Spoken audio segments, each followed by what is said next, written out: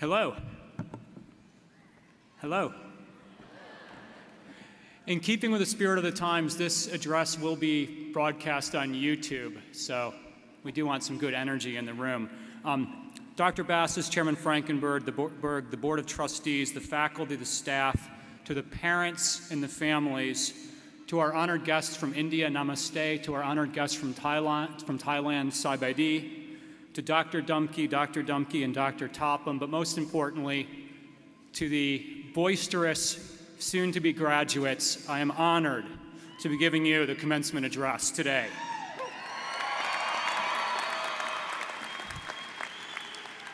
There is a saying in Africa that the most dangerous place to be is between a hippo and its water supply.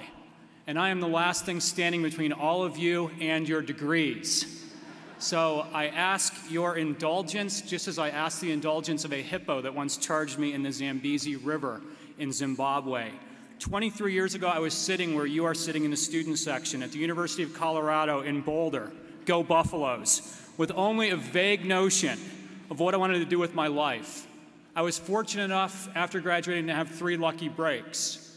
Admission into the Kellogg School of Northwestern University for my MBA, being recruited by a little-known software company in Redmond, Washington called Microsoft that was on the beginnings of a very steep growth trajectory and that paid its employees in this little-known currency called the stock option, and finally finding my true life path, backpacking through the developing world and noticing how many children were struck by poverty, that they lacked pencils, they lacked pens, they lacked paper, they lacked access to books. And I'll never forget headmasters in Nepal who said to me, "We are too poor to afford education, but until we have education, we will always be poor." I'll never forget a headmaster in Nepal who said to me, "Perhaps, sir, you will someday come back with books." And I did. During this journey, I've learned that great things are possible, that the world is full of more opportunities than we realize. We are fortunate enough to live in an age in which all things are possible. With only brief interruptions, and this interruption will also pass, we have had century after century, decade after decade of economic growth. We enjoy unprecedented freedom. We live in a country that encourages us to dream big dreams. And here in the West, where the skies seem to stretch for eternity, and I believe the Utah sky can be a metaphor for how vast and inspiring our future and your future can be. The subject of my brief remarks, and I promise to keep them brief, is this: you'll never know what's possible. When I finished university, I had no idea what would be possible, that life was so full of great opportunities, side by side with very, very daunting challenges. The words I speak today are the words of wisdom I wish I had known when I set out myself at age 22 to depart into my adult life. You'll never know what's possible. That's my point of departure. It'll be kind of like a little bit of a call and response type thing. For those of you keeping score at home, there are 8. You'll never know what's possible. Oh yeah, and by the way, to the guy with the "hire me" taped on his mortar board, why don't you send me your resume? I know a lot of people, okay? John@roomtoread.org. I got you, buddy.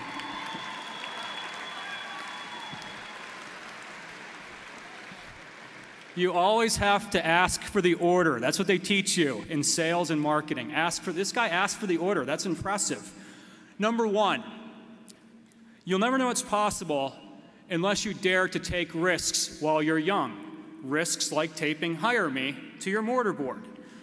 There is usually an inverse relationship between age and risk-taking. Since those who are older are less likely to take risks, our progress and evolution as a society depends upon people who are younger being very willing to take risks. Barack Obama was told in 2005 that he was not old enough to run for president, that, quote unquote, he should wait his turn until he was a little bit older. He dared to take a big risk, and he dared to ask all of us to help him succeed in that risk. He dared to take a risk at a young age. Bill Gates famously dropped out of Harvard at age 19, much to his parents' dismay. And while it's too late for me to encourage any of you to follow his example, since you're about 5 minutes away, I do throw this out here as an example because the richest man on the planet today dared to take a risk and follow his dream of building a software company. You'll never know what's possible unless you dare to take risks while you're still young. Secondly, you'll never know what's possible unless you dare to dream big. My own experience in 23 years in business and in global philanthropy is that bold goals attract bold people, and wimpy goals attract wimpy people. And you have to ask yourself, who do you want to be surrounded by in life? Those who are bold or those who are wimpy?